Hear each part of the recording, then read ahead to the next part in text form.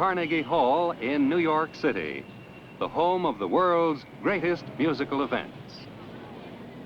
Today's event is one in a series of New York Philharmonic Young People's Concerts under the musical direction of Leonard Bernstein.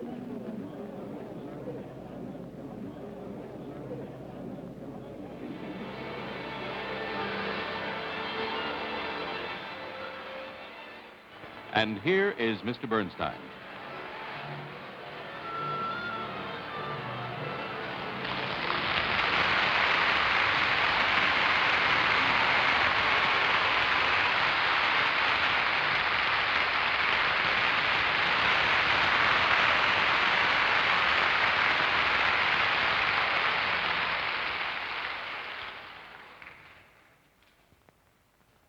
How do you all do? On our last program, if you remember, which is about classical music, you remember we were playing part of a symphony by Haydn, and we were learning something about the way he gets humor into his music. Humor was part of that 18th century elegance and fun we were talking about.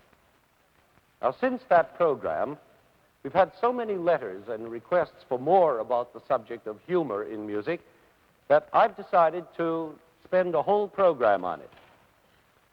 It's a fun subject, but it's a hard subject. What makes music funny? Well, that's an easier question to ask than to answer. The main trouble seems to be that the minute you explain why something is funny, it isn't so funny anymore. For instance, take a joke, any old joke, like this shaggy story about the elephant who was making fun of a mouse because the mouse was so tiny, and the elephant said, "Ha! Look at you, you little shrimp, you peanut, you're not even as big as my left toenail." And the little mouse said, "Well, listen, I've been sick." Well, what's so funny about that? I mean, it always gets a laugh, and maybe we can explain why. Because the answer is so unexpected and shocking. See, there has to be that element of surprise and shock in every joke, the thing that's called the twist, or the gimmick, or the punch, or the topper, or the tagline, or the gag line, but whatever you call it, it's got to be a surprise, a shock. And that's what makes you laugh. For instance, who would have expected that the mouse would try to excuse his smallness by saying he'd been sick? But once we've explained that fact, you don't laugh anymore. The joke may be funny, but the explanation isn't. We all know people, unfortunately, who insist on telling you a joke and then explaining to you why it's funny. I know my father has that awful habit, and there's nothing worse. They just kill the joke. Now, the other trouble with trying to explain humor is that it's such a big subject. There are so many different kinds of humor. There's wit, satire, parody, caricature, burlesque, and just plain clowning around. And all these different kinds of humor can be found in music. There's one very important thing we have to know about humor in music. It's got to be funny for musical reasons. See, music can't make jokes about anything except music itself. It can make fun of itself or of other pieces of music, but it sure can't make jokes about that elephant and that mouse. And when music is funny, it's funny in the same way that a joke is funny. It does something shocking, surprising, unexpected, absurd. It puts two things together that don't belong together, which are, to use a very hard word, incongruous.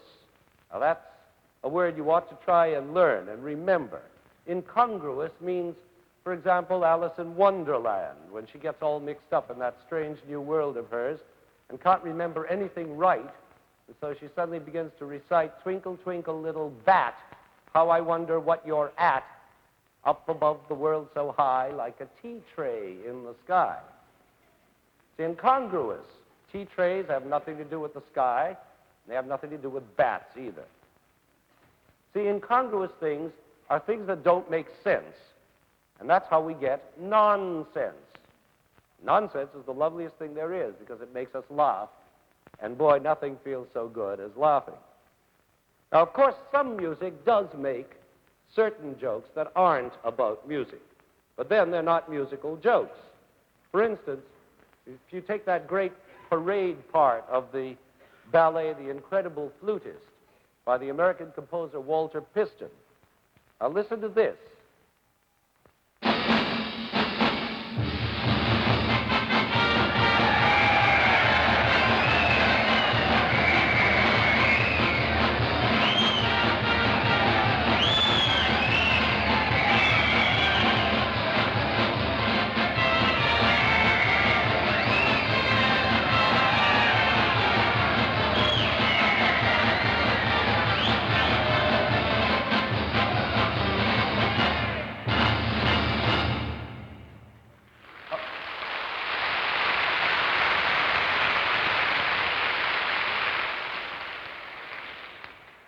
Now, what was so funny about that? What was funny? Tell me, what was so funny about that? It's gay, yes, but that doesn't make you laugh. Lots of things are gay. What's funny? Why'd you laugh? You tell me. Yeah. It's what? It's a laugh? Oh, it's loud. I don't think that you'd laugh at Stravinsky's Rites of Spring, and that's pretty loud. That's not a reason. Does anybody have a good reason why it was funny? Tell me. It's unexpected? Well, that's one thing. That isn't why this particular piece is funny. Why? Topsy-turvy. Well, now you're getting close. Everything was going topsy-turvy. Why? It's out of place. Now you're coming to it. You see, actually, there are two things that are funny. Two reasons why you laugh. First of all, you have a symphony orchestra sitting here imitating a brass band. That's incongruous. That's that word again. And also, the second thing is the fact that everybody began cheering and yelling in the orchestra as though they were at a parade. And what makes you laugh is that the people yelling are not at a parade. They're serious Philharmonic musicians at a concert yelling their heads off. And that's incongruous too. But that yelling is not music. So it's not funny for musical reasons. You see what I mean? I'll give you another example. It's the same with that little mosquito dance by another American composer, Paul White. Maybe you've heard that. It goes like this.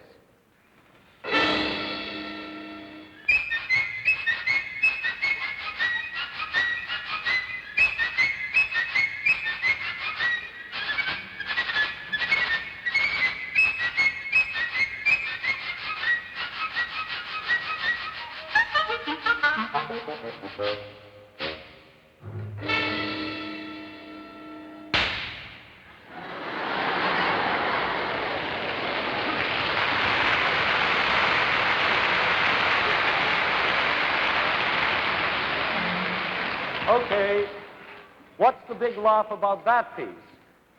Yes?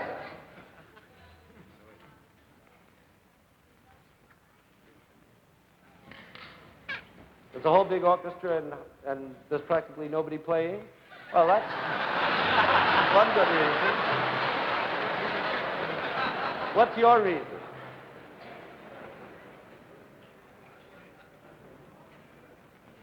A big what? A big bang. Sure, it's that slap at the end, of course, when the mosquito gets slapped. If you have this thing buzzing around you for a minute, you catch it. But that slap, again, is not music. It's a noise, not a musical noise either. And the same is true in Gershwin's American in Paris when you hear those taxi horns. They give you an amusing idea of the city of Paris with its millions of cars and taxis rushing around and honking away. But they're a separate thing from the music. They're a noise. Just listen to this.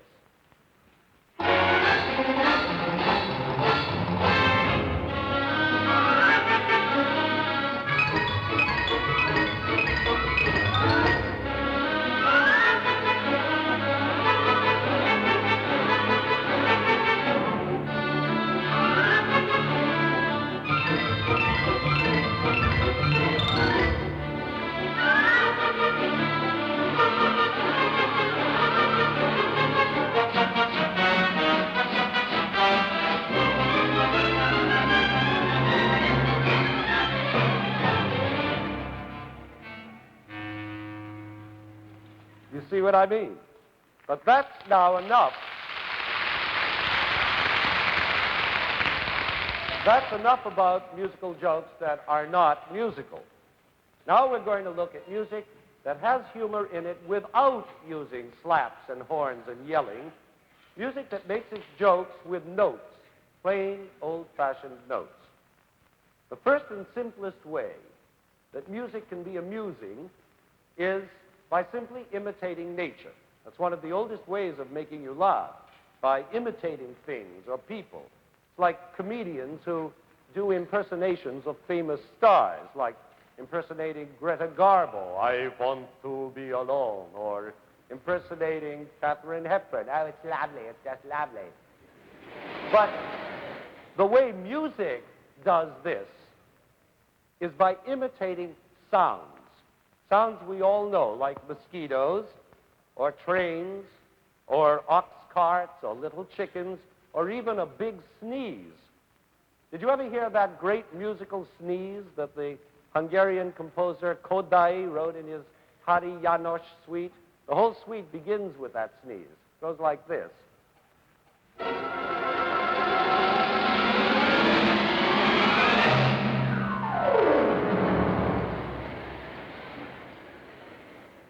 Isn't that just like a sneeze, the way it winds up slowly, and then explodes in 50 different directions?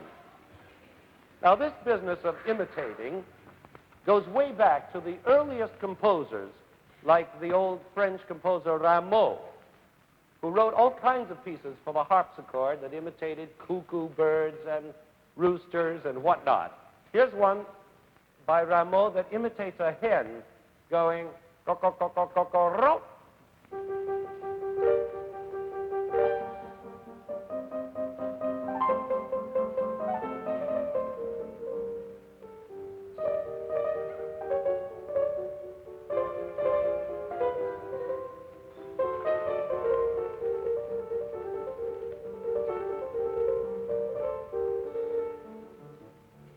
That sound like a hen?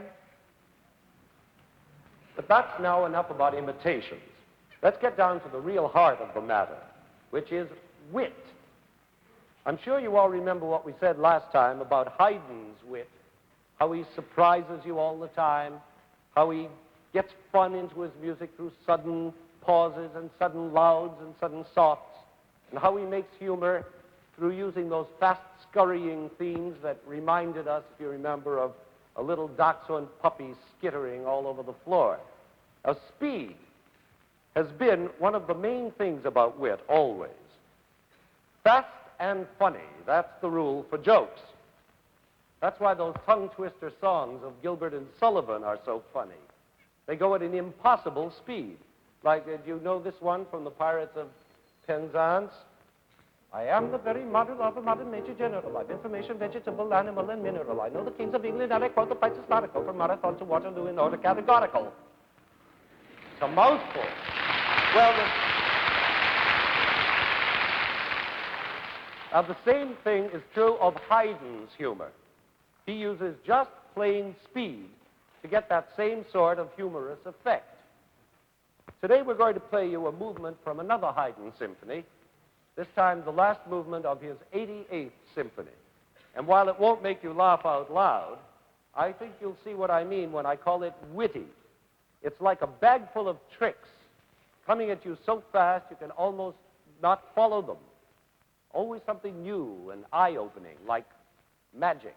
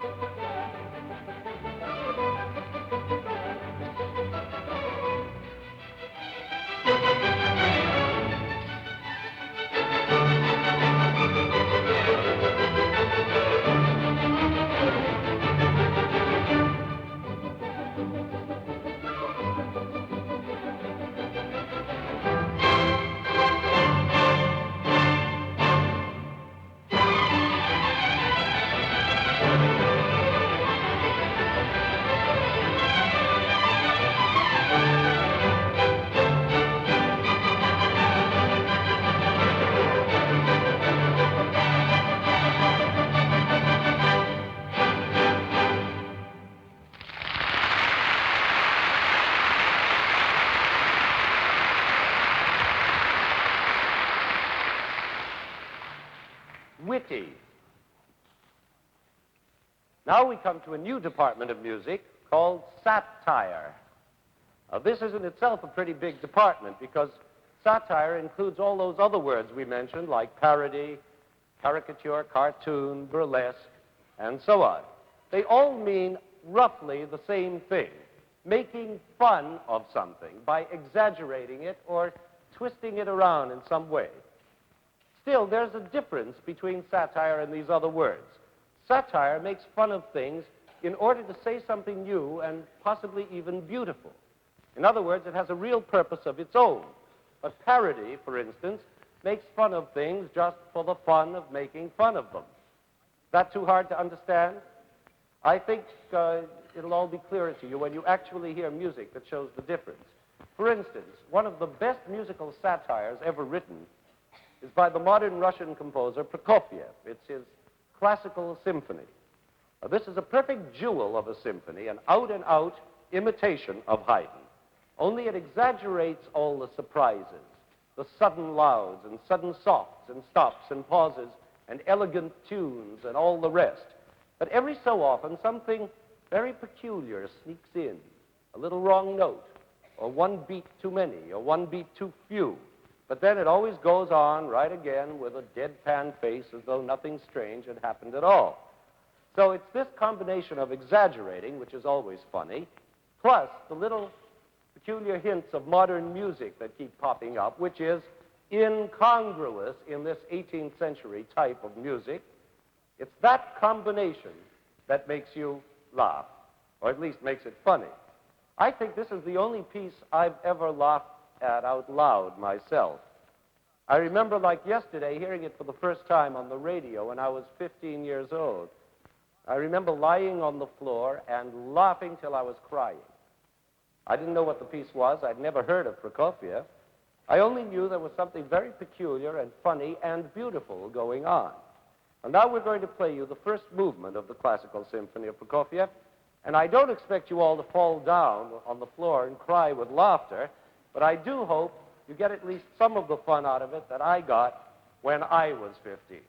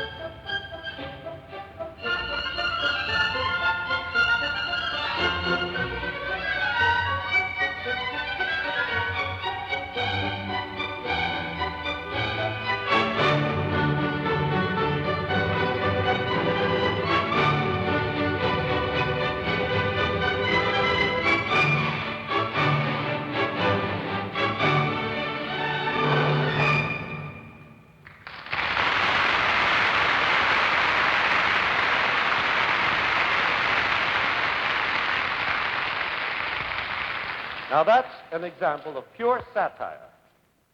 And also, it's a beautiful piece. That's what makes it a satire instead of parody. It's beautiful. Just as one of the great satires of literature is a book called Gulliver's Travels, which is also a beautiful book. Now let's listen to the third movement of that same symphony of Prokofiev, which is a delicious gavotte. A gavotte is an elegant 18th century dance. The satire here is in the way Prokofiev keeps switching the key on you, like this.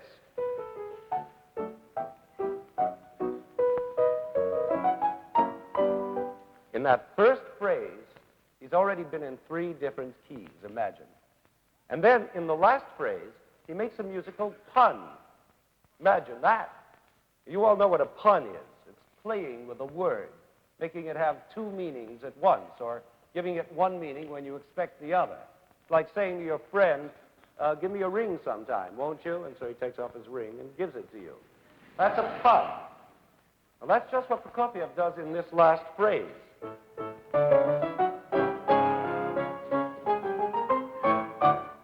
You see, he leads you to expect this at the end. And instead, he slips one over on you and does this. It's like shaving a haircut with 2 bits in the wrong key. You see how neatly he made the pun. Now listen to the orchestra play this movement, and I hope you enjoy this beautiful, elegant joke.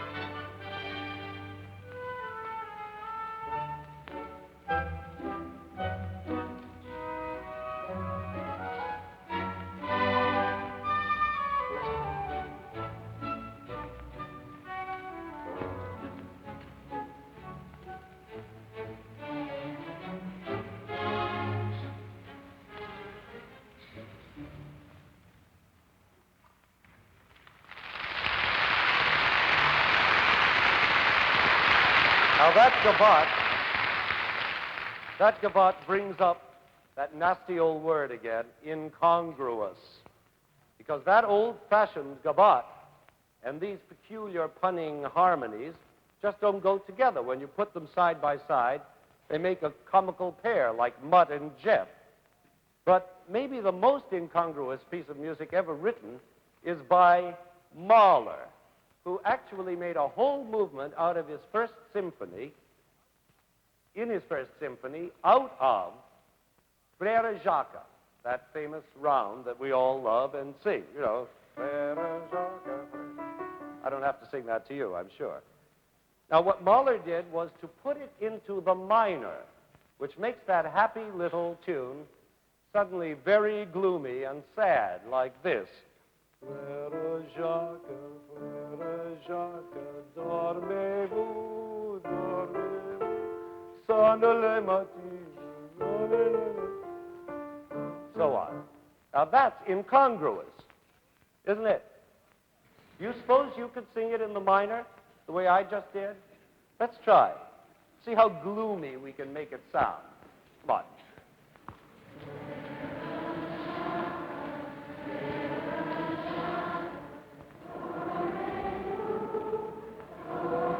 Gloomier. Weep.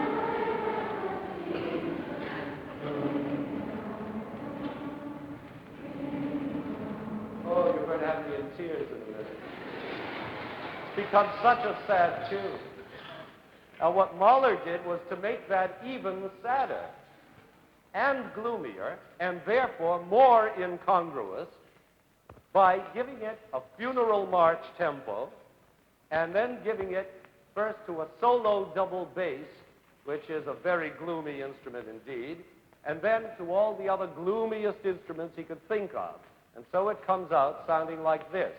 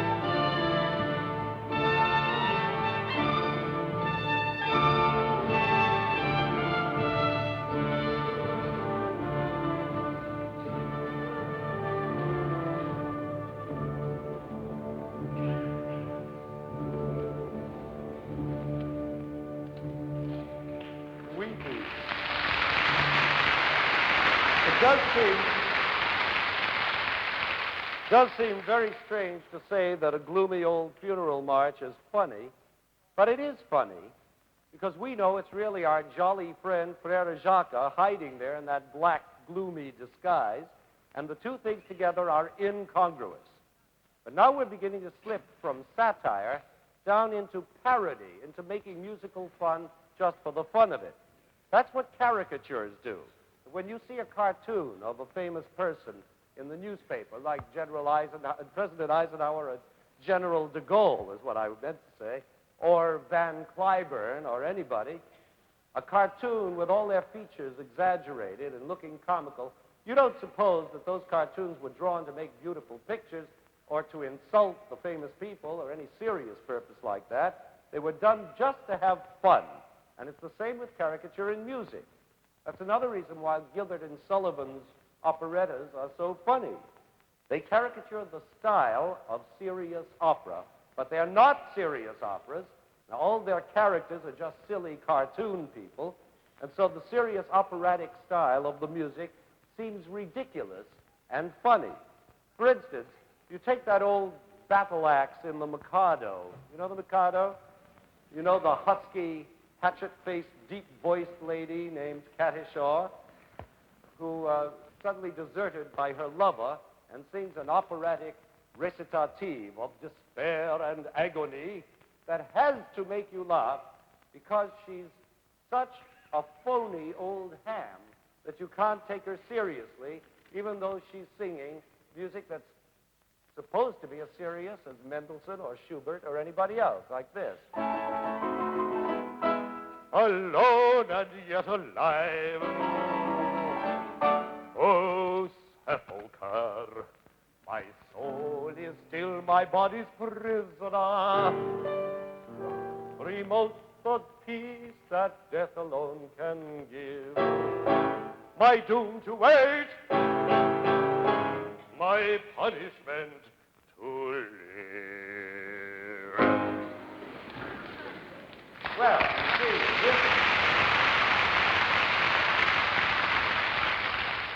this is a very tragic moment in this lady's life, but she's a cartoon lady, and therefore the moment turns out to be funny instead of tragic.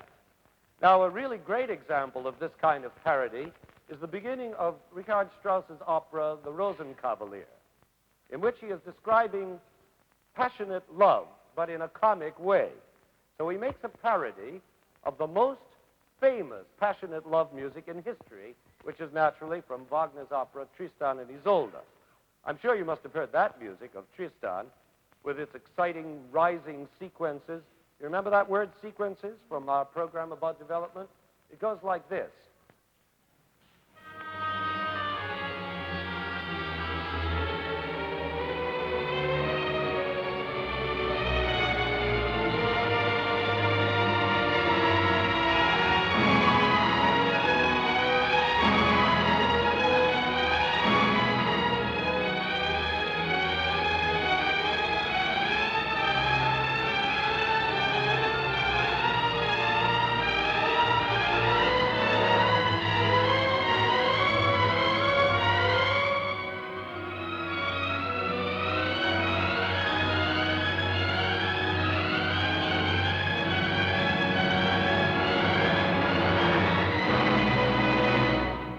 Now, listen to how Strauss parodies those exciting rising sequences in his opera, The Rosenkavalier.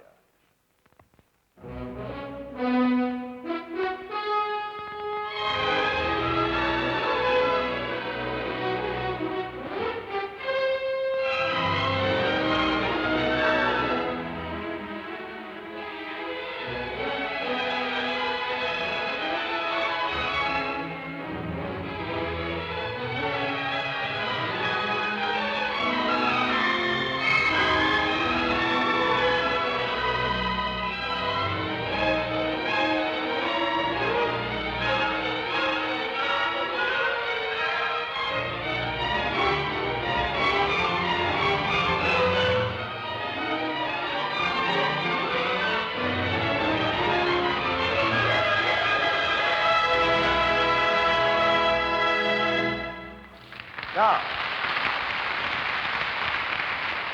we started out this whole discussion on a very high plane of musical humor.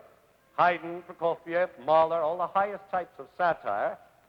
And we've slowly been sinking lower and lower into the forms of parody and caricature. But we can go even lower and arrive at something called burlesque, which is just plain clowning. This is the kind of humor that some of us like the best. Real low-down stuff, like watching a man slipping on a banana peel. You know, that's still the funniest gag in show business. And why should it be? Why should we laugh when somebody falls down? Well, here we come to the central point of all humor, that all jokes have to be at the expense of something or someone. Something has to be hurt or even destroyed to make you laugh. A man's dignity, or an idea, or a word, or logic itself. Something has to go, and it's usually sense that goes first, which is why, as we said before, we have nonsense. We go to the circus, for instance, and we see a clown catch on fire and douse himself with water. And that's funny. We allow ourselves to laugh at him at his expense, because we know it's just a trick and that the clown isn't really in any danger. Or in the same circus, we see a little automobile, and out comes a clown, followed by another one, and then another, and then 3 more, and then 12 more, endlessly. How did they all get in that little car? Just seems impossible. So we laugh louder and louder as more and more clowns keep coming out of the car. It's riotously funny, but again, it's at the expense of logic. It's not logical, that's all, and logic has been destroyed. That's why we've laughed for years at Laurel and Hardy and Charlie Chaplin and the Marx Brothers and the Three Stooges, because they make a hash of logic. They destroy sense, and we laugh our heads off just as we do at the man slipping on a banana peel. Now, how does this destroying, this destructive element in humor, apply to music? Well, you can destroy sense in music just as easily as you can in the circus ring or at the movies. Mozart did it many, many years ago in his famous musical joke. I wonder if you know it. It ends up with all the instruments playing ghastly wrong notes like this.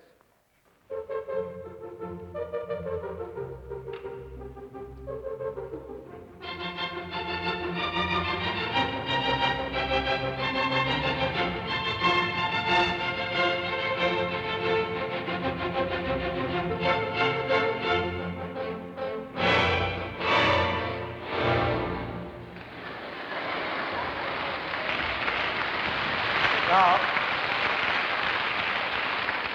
you may be surprised, Mozart really wrote that piece. It's funny, but it's at the expense of musical logic. It's exactly how the piece should not end, except that Mozart was purposely writing a joke piece. Now, ever since that famous Mozart joke, all kinds of composers have been doing the same thing. Wrong notes, of course, are the best way of getting a laugh in music, only they have to be written side by side with right notes in order to have them sound wrong. You understand? You remember on our last program we sang Shaving a Haircut in 2 bits in the wrong key? That's the idea. Again, it's the business of being incongruous. And it takes a composer with a real sense of humor to do it well and make it funny. The modern Russian composer Shostakovich is a master of this kind of wrong note joke. We're going to play you a little polka of his, and notice how he makes it even funnier by giving those cuckoo notes to very exaggerated instruments, like way down in the tuba and way up high in the xylophone and the piccolo. It makes the piece sound even cuckooer.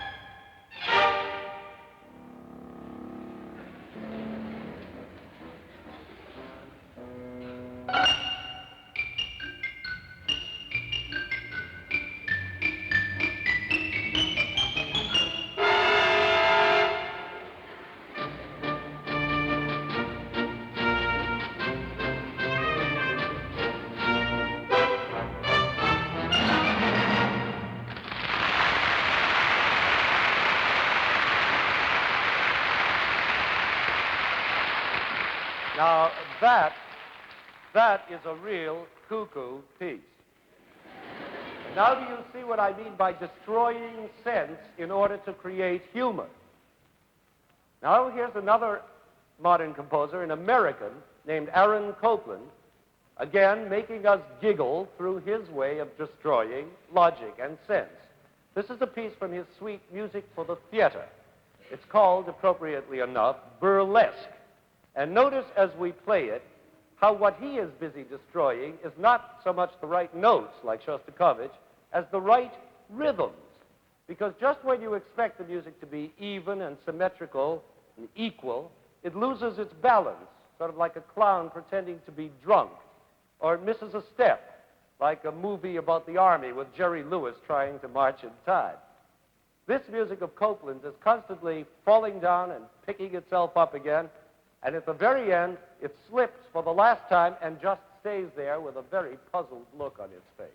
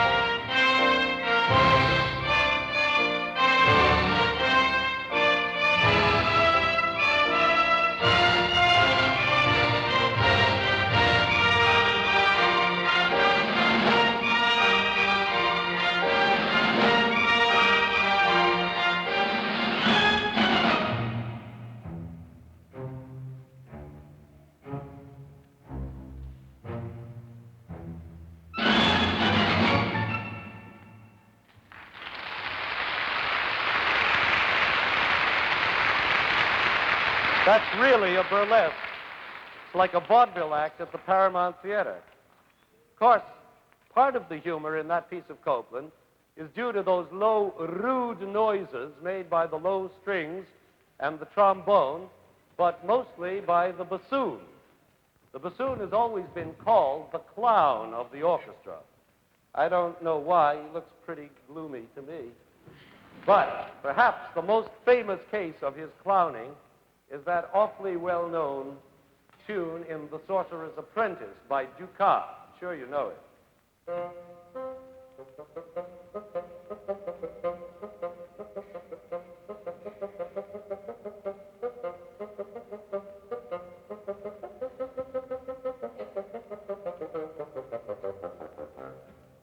Not so funny. However, ever since that Sorcerer tune was written for the bassoons, composers have been calling on their bassoons like mad to burp out the jokes every time they need comic effects in a TV score or in a background movie score. That's what's produced a new art called Mickey Mousing, which makes the music follow the action exactly, step by step. You've all seen it in cartoons, on TV, or in the movies, like whenever Pluto suddenly crashes into a tree, you're likely to hear something like this. And then suddenly Donald Duck is shot out of a cannon, and you hear something like this. But it's not only in Mickey Mouse movies that you hear Mickey Mouse music. It's in grown-up movies as well. Take a man trying to sneak home late at night, holding his shoes in his hand, and dollars to donuts, you'll be hearing that comic bassoon again.